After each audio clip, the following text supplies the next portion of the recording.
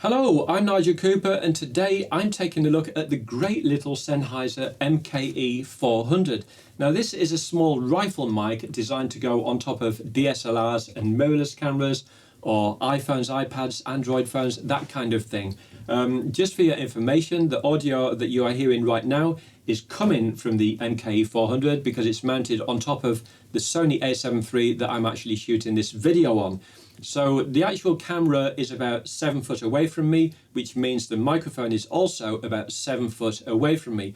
Obviously, if you bring the camera a lot closer to 3 or 4 foot away, the sound quality is going to get better and louder.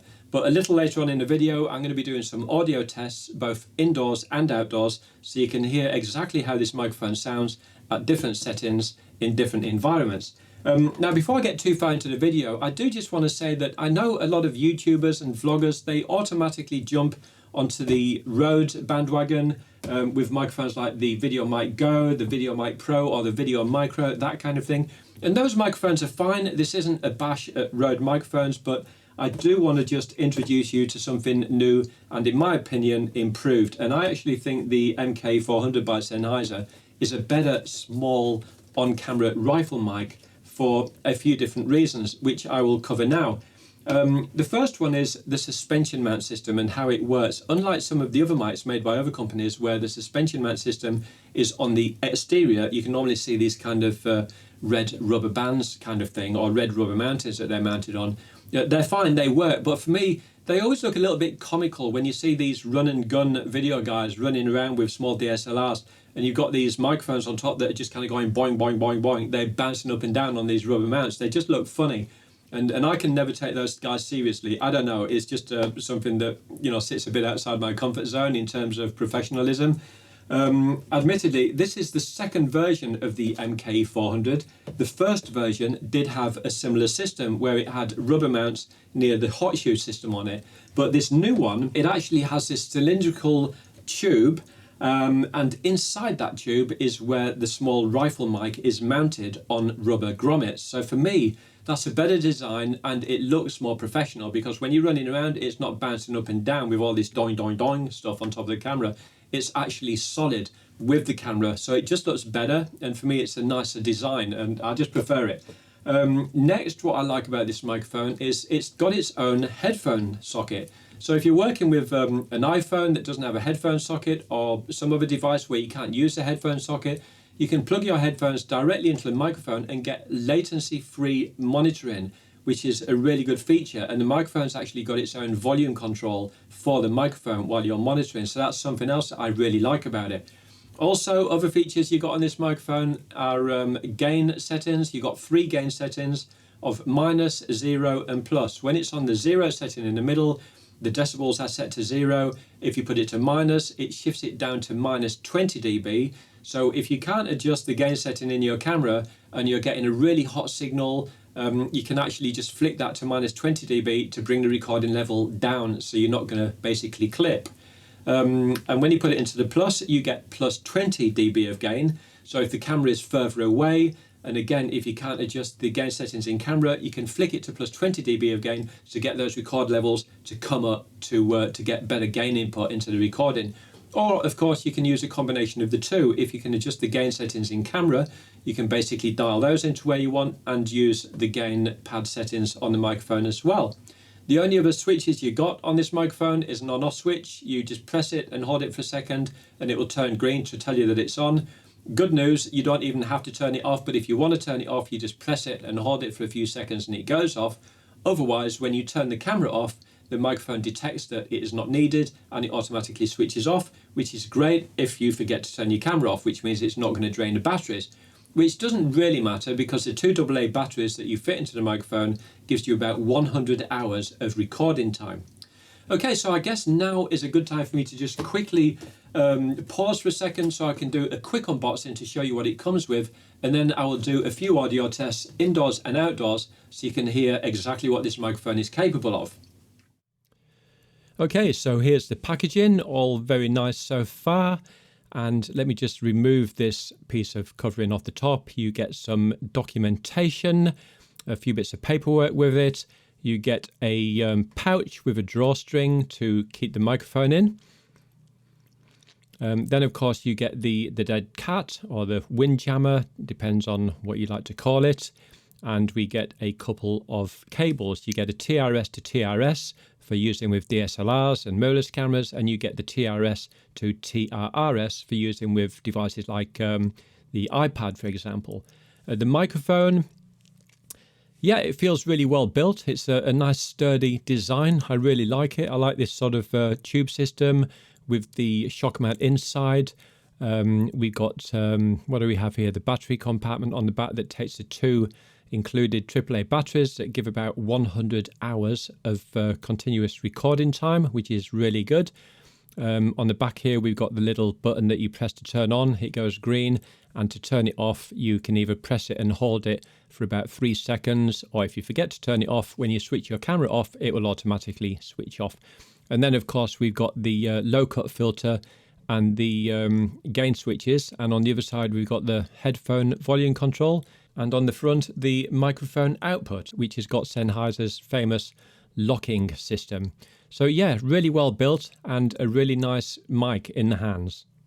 Okay, so this is just a quick test recording of the Sennheiser MKE 400 on-camera microphone. I'm standing about 5 foot away from a Panasonic GH5, and the audio settings in the Panasonic GH5 are set to 0 dB of gain.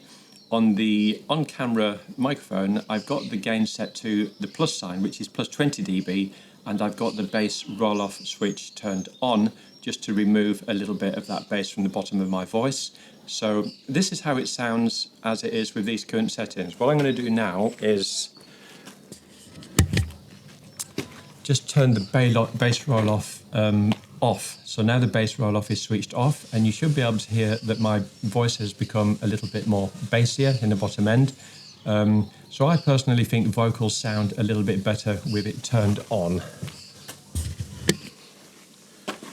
Again, so this is with the bass roll-off switched on, and again, I think my voice just sounds a little bit more transparent. It's got a better mid-range and a better treble. It's also a good idea to turn this bass roll-off switch on when you're working indoors and there may be an air conditioning machine or something rumbling, because switching this on will help get rid of that. And it will also help if you're filming outdoors in the wind, because again, it will get rid of some of that bass rumble. Now I have got on the microphone the gain setting on the plus sign, which is plus 20. So what I'm going to do now is just switch that to the central position. So now we're in the central position, which is normal, and finally I'm just going to switch it to the minus position, which will be minus 20 dB of gain. So now we're on minus 20 dB of gain, and it should be a lot quieter now. Okay, and finally back to plus 20 dB of gain with the bass roll-off switched on. So this is just a quick audio test so you can hear how this microphone sounds. Okay, so this is just a quick test recording of the Sennheiser MKE 400 in an indoor environment. So again, it's on the Panasonic GH5. I'm standing about 5 foot away from it, and the in-camera settings, I've got the gain set to 0 dB. On the Sennheiser microphone, I've got it set to plus 20 dB on the switch on the side, and I've got the bass roll-off turned off. So my voice should sound nice and bassy. So what I'm now going to do is just turn that bass roll-off on. Okay, so now we've got the bass roll-off switch turned on, and you should be able to hear that it's just rolled off a little bit of that bass at the bottom end of my voice, which should give a little bit more clarity in the mid-range and treble of my voice. So let me just put that bass roll-off back in the other position. Okay, so this is with the bass roll-off switch turned off. So again, this will just be a fuller, deeper sound. But again, as I mentioned already, if you're working indoors with an air conditioning machine or there's any rumbling noises in the background, turn the bass roll-off switch on and it should get rid of all that. Now I'm going to put the dB setting, the gain setting on the microphone to the central position.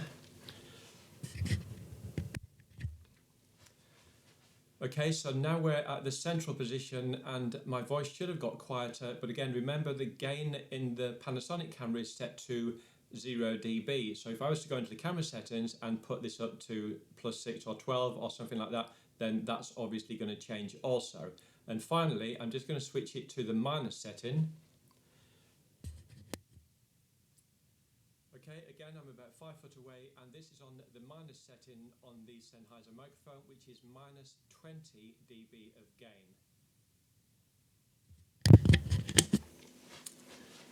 Okay, so now I've gone back to the plus 20 dB of gain, and I've turned the bass roll-off switch on. So it's rolling off the bass at the bottom of my voice. You may prefer the vocals to sound like this, or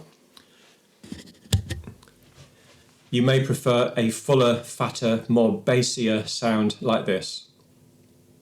Okay, so that just about brings me to the end of this video. I will just wrap up by just telling you a little bit about Sennheiser in case you don't know. Let's not forget that Sennheiser have been around since the 1940s, and they are part of the Neumann group, and between Sennheiser and Neumann there's not much these people don't know about microphone technology, and because they've been doing this since the 40s, they pretty much know more than most when it comes to really good microphones.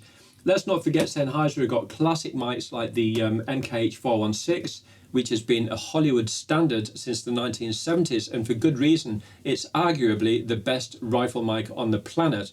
A little bit expensive, but for good reason. It's superb. And then more recently you got microphones like the MK4, which is loosely based on the Neumann U87, a brilliant microphone there. And then, you know, let's not forget that artists like The Weeknd used the Sennheiser 5235 dynamic capsule mounted on an SKM 5200. Why? Because of its rejection and also its reliability, and it's just a brilliant microphone. So just bear these things in mind when it comes to Sennheiser. There's more to life than Rode, so I just wanted to basically throw in this as an alternative. I'm Nigel Cooper. Thanks for stopping by, and I hope you got something from this video, and as usual, I hope to see you again real soon. Bye for now.